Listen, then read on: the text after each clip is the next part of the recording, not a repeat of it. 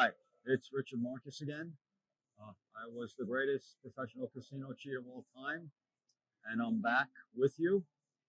And this time I'm going to tell the story of how it all started when I first got to Las Vegas in 1975.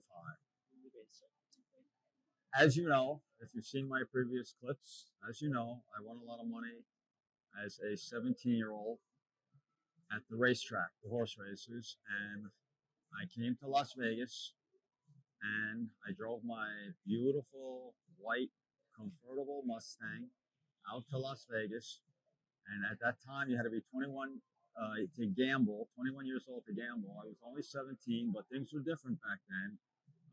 It was the end of the mob era, where the mob was still had somewhat control over the casinos. It wasn't all regulated like today. It would be really impossible for somebody underage to gamble steadily in Las Vegas casinos, but not at the time. And especially, I kind of like knew a lot of mob people back in New York, so I knew the right names to mention.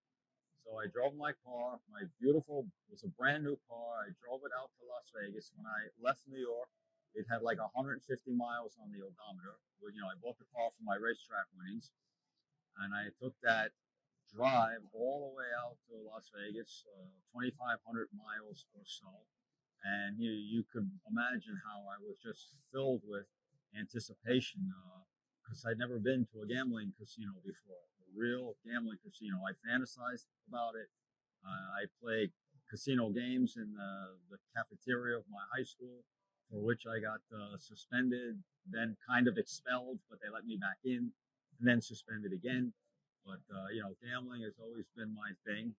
I should say it was always my thing before I started to cheat professionally. So I get to Las Vegas, and I was told to go to the Riviera uh, Hotel Casino. The Riviera is no longer there. It was imploded just a few years ago. And to me, that was a special occasion because that's where it all started. So I was like emotionally affected when they imploded the Riviera. So I checked into the Riviera and I mentioned the right names. And as soon as I got to the person I had to see, I was asked how much cash you have with you. It's the first thing they asked me, not how are you, how was your trip, how much cash you have with you. And the answer to that question was $20,000. It was burning a hole in the trunk of my Mustang that whole way out. Couldn't wait to get into action. And I remember I didn't know anything about, I knew how to play blackjack, I knew how to play craps, a little bit about roulette. But when I walked into the casino, I noticed a game called Baccarat, which was being played by all foreigners. I'd say 80% Asians and 10% people from the Middle East, Arab sheiks, and 10% Japanese, I would say. I would say like the 80% were Chinese, maybe 10% Japanese and 10% Middle Easterners.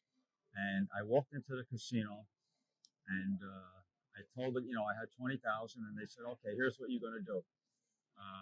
You're going to put the 20,000 in the cage, and you're going to sign markers against the 20,000. Now, a marker is basically you ask for, if you don't have the cash in the cage and they give you credit, you just ask for 10,000, and they give you the $10,000 in chips on the table, and then you just sign a marker like a check, and you owe them $10,000, and you're expected, if you win, you're expected to pay the 10,000 back at the cage and then cash the remainder of your chips out. If you lose and you don't have the money to pay back the marker, you owe them $10,000 and you have a certain amount of time to pay. So I was excited. So I put the money in the cage and I signed all the vouchers that I had to. They gave me a receipt for it. And I was by myself, 17 years old. And I just couldn't wait. I was something about that Baccarat game really attracted me.